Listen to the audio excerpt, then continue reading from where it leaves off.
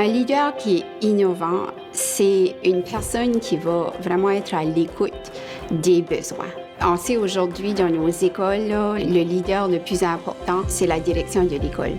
Fait que la direction de l'école, c'est une personne qui va être sensible aux besoins de sa communauté, mais sensible aussi aux besoins de son personnel, puis aux besoins des élèves aussi. Aujourd'hui, le leadership doit être un leadership de collaboration et il faut changer nos méthodes de travail. On n'est plus dans une hiérarchie, on veut avoir tous les intervenants et les intervenantes à travailler ensemble.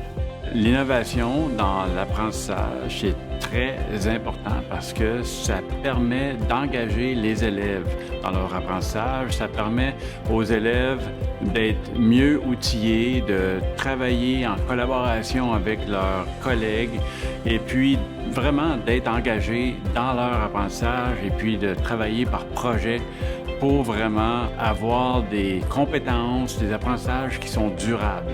Le projet S'entreprendre n'existe pas depuis longtemps et je dois avouer qu'on voit une différence. Je pense qu'on peut permettre aux élèves, premièrement, d'atteindre leur plein potentiel, justement en regardant l'individualisation de l'élève pour voir qu'est-ce qui l'intéresse, quel genre de compétences qu'il veut développer. Comment est-ce que les autres ils veulent apprendre? Qu'est-ce qui les intéresse? Quelles sont leurs passions? Quels sont leurs intérêts?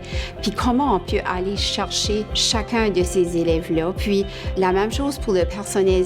Comment on peut engager le personnel dans ce changement-là qu'on a besoin de faire dans la communauté. Puis en éducation également. C'est un travail d'équipe là, qui va nous permettre là, d'atteindre cette mission-là. L'innovation, c'est la clé d'une économie en santé.